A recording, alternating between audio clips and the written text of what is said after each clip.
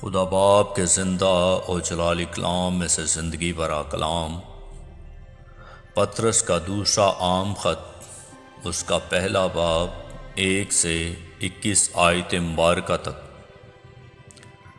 شمعون پطرس کی طرف سے جو یسوع مسیح کا بندہ اور رسول ہے، ان لوگوں کے نام جنہوں نے ہمارے خدا اور منجی یسوع مسیح کی راست بازی میں ہمارا سا قیمتی ایمان پایا ہے۔ خدا اور ہمارے خداوند یسوع کی پہچان کے سبب سے فضل اور اطمینان تمہیں زیادہ ہوتا رہے، کیونکہ اس کی الہی قدرت نے وہ سب چیزیں جو زندگی اور دینداری سے متعلق ہیں ہمیں اس کی پہچان کے وسیلہ سے عنایت کی، جس نے ہم کو اپنے خاص جلال اور نیکی کے ذریعے سے بلایا، جن کے باعث اس نے ہم سے قیمتی اور نہایت بڑے وعدے کیے، تاکہ ان کے وسیلہ سے تم اس خرابی سے چھوٹ کر جو دنیا میں بری خواہش کے سبب سے ہے، ذات الہی میں شریک ہو جاؤ۔ پس اسی باعث تم اپنی طرف سے کمال کوشش کر کے اپنے ایمان پر نیکی اور نیکی پر معرفت اور معرفت پر پرہیزگاری اور پرہیزگاری پر صبر اور صبر پر دینداری اور دینداری پر برادرانہ الفت اور برادرانہ الفت پر محبت بڑھاؤ، کیونکہ اگر یہ باتیں تم میں موجود ہوں اور زیادہ بھی ہوتی جائیں تو تم کو ہمارے خداوند یسوع مسیح کے پہچاننے میں بیکار اور بے پھل نہ ہونے دیں گی، اور جس میں یہ باتیں نہ ہوں وہ اندھا ہے اور کوتا نظر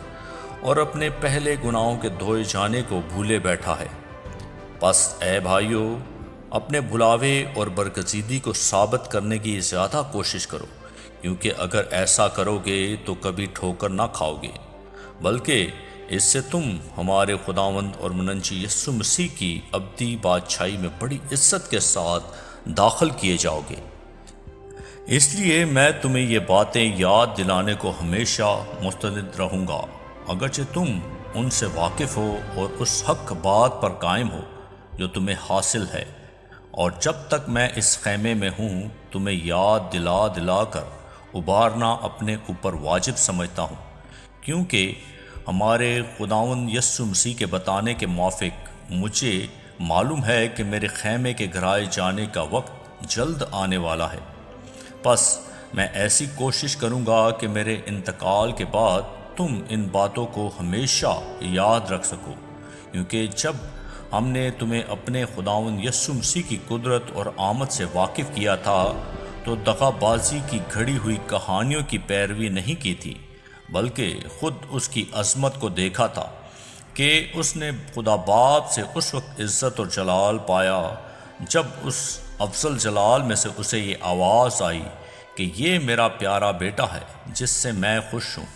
اور جب ہم اس کے ساتھ مقدس پہاڑ پر تھے تو آسمان سے یہی آواز آتی سنی،